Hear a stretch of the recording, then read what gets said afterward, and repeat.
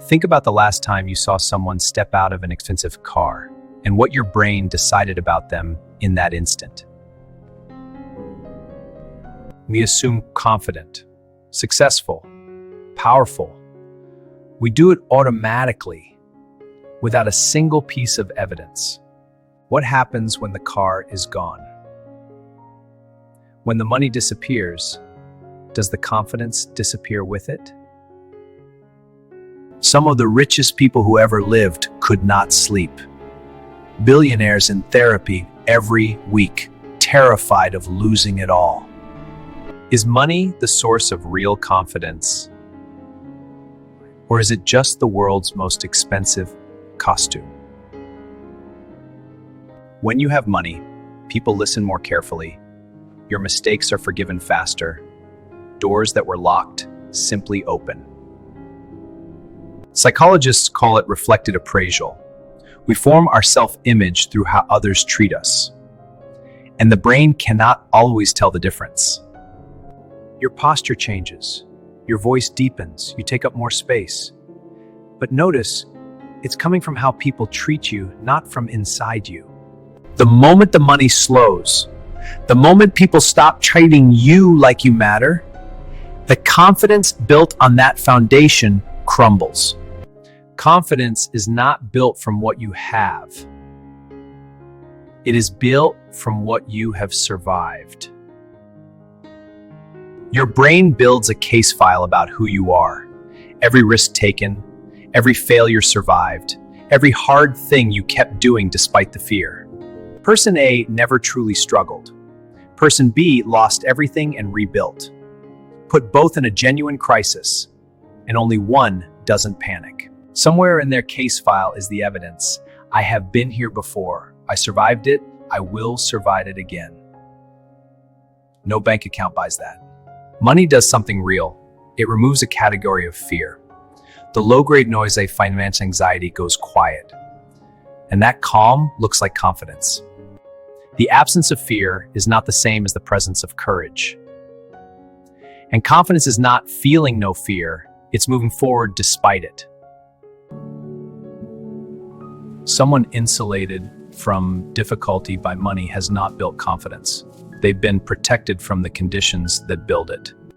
Once I'm successful, I'll feel confident. Once I have money, I'll stop feeling like an imposter. This is the waiting room of a life never fully lived. Confidence does not arrive after success. It's what makes success possible.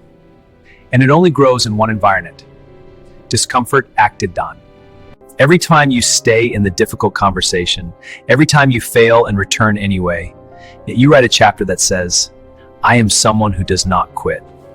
Money is a powerful amplifier. Real confidence, it expands. Insecurity at your core, money gives that a louder voice and a larger stage. The wealthiest insecure person in the world is still insecure. They're just insecure in a bigger house. Confidence is not stored in your bank account. It's stored in your identity. And that identity is written exclusively through action. Think about the people who have impressed you most in your life. Not the richest ones. The ones you would call if everything fell apart. They are impressive not because of what they have, but because of what we know they could lose and rebuild. The deep, earned, unshakable knowledge that if it does, you will be okay. You are not tired because of how much you are doing. You are tired because of what your body has been doing to you, without your permission, without your knowledge, and without stopping. There is a hormone running through your body right now. When it runs too high for too long, it does one thing that should stop you cold. It physically shrinks your brain. You called it being someone who worries, being bad at relaxing, just the way I am. It is not who you are, it is what cortisol is doing to you. And it can be reversed. 3 biological tools, not supplements, not therapy, that lower your cortisol within hours. I will give you all 3. But the third one I need you to stay for. First, you need to understand exactly what has been happening inside your body. Because once you see it clearly, You will never ignore this signal again. Tired all day but cannot sleep at night. Snapping at people you love over nothing. Brain fog in the mornings. The belly fat that will not move no matter what you eat. None of these feel connected. They are. Your body was designed for short, explosive bursts of cortisol. Threat appears, cortisol spikes, you respond, it clears, baseline returns. That system is brilliant. It kept your ancestors alive. Your brain cannot tell the difference between a physical threat and an angry email. The cortisol spike is identical. The difference? The predator eventually leaves, so the quail does not. It layers. Sustained high cortisol reduces hippocampal volume, the part responsible for memory, learning, emotional control. The cycle locks in. And then comes the trap. Stress makes it harder to think clearly out how to reduce stress. The cycle locks in.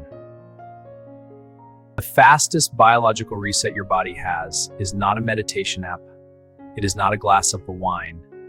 It is 2 inhales and 1 exhale. And you have already done it involuntarily, after crying hard, after something suddenly overwhelmed you. Under stress, tiny air sacs in your lungs collapse. CO2 builds in your blood. Elevated is powerful, but anxiety triggers that because your body is not broken. All it did is respond to a real chemical change. Stanford researchers tested dozens of breathing techniques. The physiological sigh produced the fastest measurable drop in arousal of anything they tested. Faster than meditation, faster than box breathing, faster than anything. Inhale deeply through your nose. Before you exhale, 1 short, sharp sniff on top. Then release everything slowly through your mouth. Twice in a row, 60 seconds. That is it. There is a reflex inside you that is older than language, older than civilization, carried in every mammal on Earth for hundreds of millions of years, and it is triggered by something already in your bathroom. Cold water on the skin around your eyes and nose. Your body interprets it as submersion, heart rate drops, vagus nerve fires, parasympathetic system activates, cortisol falls, automatic, instant, no training required. Cortisol peaks 30 to 45 minutes after waking. Chronic stress, that peak already too high. Splashing cold water first thing lowers the floor that stress builds from every single day. Watch a dog after something scares it. It shakes its whole body. And then without any effort, without any process, it wags its tail and walks away and they happen. That is not coincidence, that is biology completing itself. Humans receive the same hormonal flood. And then we sit at a desk. We suppress it. We hold it together. And we believe the stressors we've calmed them down. But the cortisol is still there. Unfinished stress cycles are stored in your muscles, your connective tissue, your nervous system. Week after week, month after month, until ordinary life feels unbearable and you have no idea why. Feet shoulder width apart, knees slightly bent. Let your legs begin to tremble. Let it travel up through hips, shoulders. Shake your hands loose, 2 to 3 minutes. You are giving your nervous system permission to finish what stress started. A double inhale clears your blood chemistry in 60 seconds. Cold water on your face triggers a reflex 400 million years old. 2 minutes of shaking lets your nervous system finish what stress started. Imagine waking up tomorrow and your body's not already bracing for impact. Lying down at night and your mind goes quiet, not because you forced it, but because your cortisol is genuinely lower. That is a regulated nervous system. It is available to you. Your nervous system is not broken. It has just been waiting for you to give it the right signal.